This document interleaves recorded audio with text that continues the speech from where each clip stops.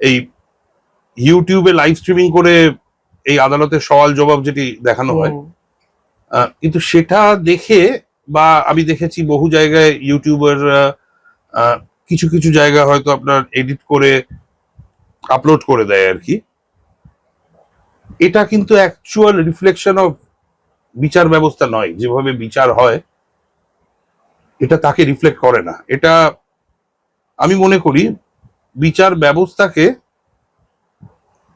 এটা আহত করছে এই এই এই লাইভ স্ট্রিমিং। কারণ দেখুন, আমরা আইনজীবী বা যারা বিচারপতি আছেন, আমরা কেউ পুনার আপনার ওই ফিল্ম ইনস্টিটিউটে গিয়ে, বা এখানেও সত্যজিৎ রায় ফিল্ম ইনস্টিটিউটে গিয়ে আমরা কিন্তু অ্যাক্টিং শিখিনি। আমাদের সিনেমা করার কোনো ইচ্ছা নেই, সিনেমা বা নাটক করার কোনো ইচ্ছা নেই।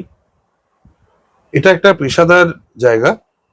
আমরা পেশাদার আইনজীবী হিসেবে, যারা বিচার করছেন তারা বিচারক, তারা সাংবিধানিক স্বীকৃতিতে বিচারক।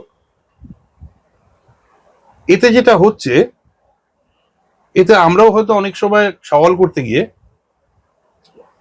আমরা নিজেদেরকে বারবার হয়তো প্রশ্ন করে ফেলি যে এইটা বলবো, এটা যদি আবার একটা পোর্শন তুলে ধরে ইউটিউবে দিয়ে দেওয়া হয়, তাহলে মামলায় জিতি কি হারি সেইটা হয়তো খুব একটা বেশি ম্যাটার করবে না। কিন্তু একজন আইনজীবীকে তার একটা সওয়ালের জন্য গোটা সমাজ কিভাবে তাকে সমালোচনা করবে